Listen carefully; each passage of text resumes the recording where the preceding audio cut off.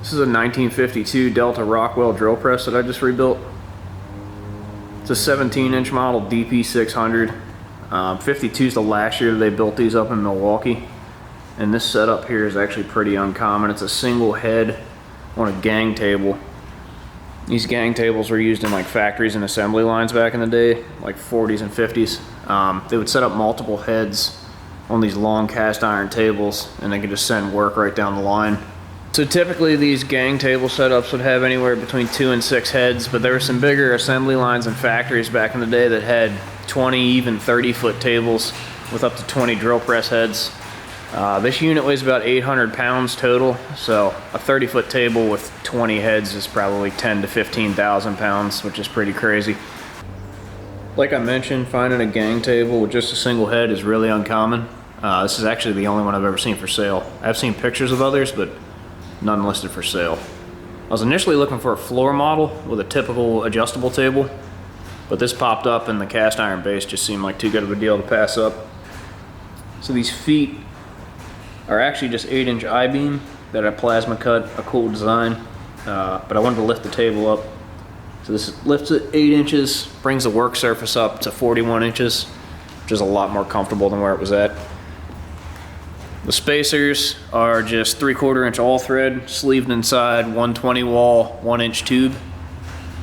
All stainless acorn nuts, but this pretty much just solidifies the base, keeps anything from flexing, and keeps the legs evenly spaced.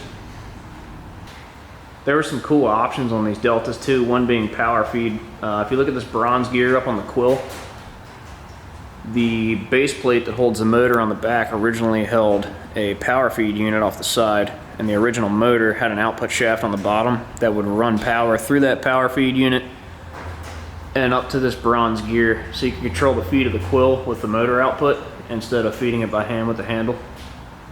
I don't have any of the original components except for that gear, so I just decided to clean the gear up and leave it on there. It has a cool industrial look. There was also a foot feed option for the quill.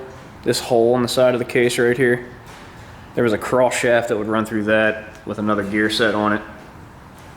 That would connect to a hard linkage that ran down the back of the machine, and you could control the feed of the quill with your feet, which would free both your hands up to deal with whatever you're working on. The tri-spoke handle was actually not original. I think most of the power feed drills had a single bar handle like mine originally did. Here's a quick picture of that.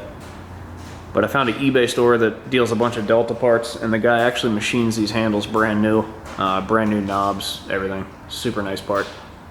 So the original motor, being 70 years old, was in pretty poor shape. I tried to re-bearing that motor initially, and the new bearings I got just didn't match, so the preload was all off.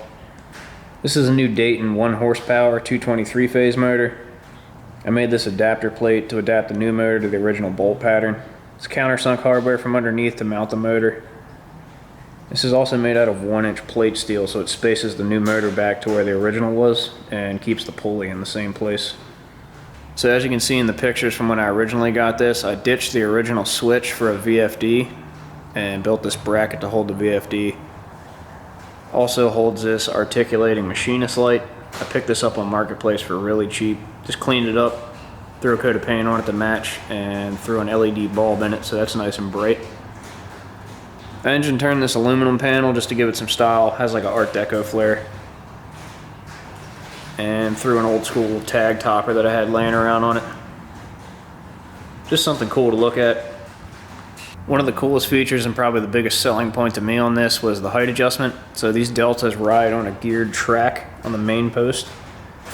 So a couple cranks of that machinist knob and you can make height adjustments in seconds. Typically with a drill press, there's a clamp that runs around that tube. You'd have to undo that, swivel the table back and forth. It's kind of a pain to lift the table up and down, but with this head adjustment, it takes seconds to adjust the height.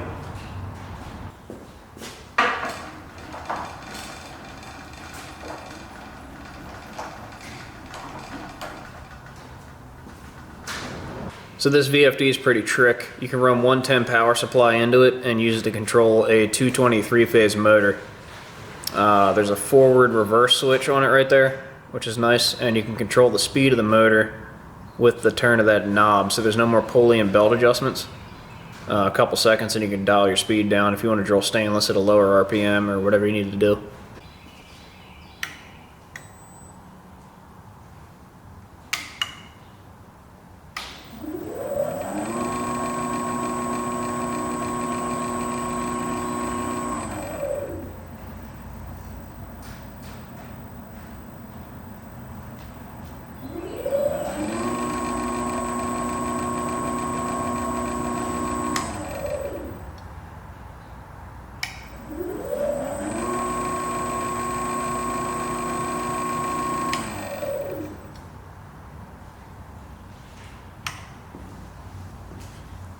This is a cast iron mill vise that I picked up on Facebook Marketplace for cheap.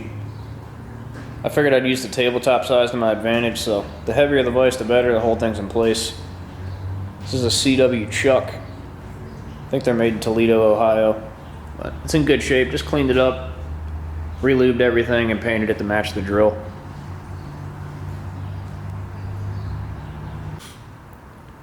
Super pleased with this. Just a big heavy duty chunk of cast iron machinery. This thing should last another 80 years easy.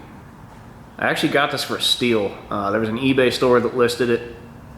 They mislisted the price, and I got in touch with them. They said if I came and got it, they would honor that original price, even though they're going to be losing quite a bit of money. So I hopped in a truck, went up 4 hours north to Connecticut, and got it for about half price. Super cool people. Super pleased with this. I know a lot of you guys have been asking about the shovel head. That is all that's left of the FLH. It's the original motor, trans, and frame. I have a stack of parts going into that. That's going to be a really cool build. Hopefully I can get onto that soon. Got stuff coming for the Highboy, and I'm tinkering with a Dyna right now, on and off. Didn't get any video of the restoration process of this. I know a lot of people are into that, so if you guys are interested in seeing those types of videos, let me know. If I get any more tools, I'll try and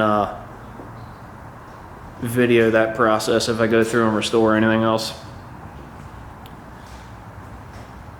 Drop a comment, whatever. Let me know what's going on, and y'all have a good one.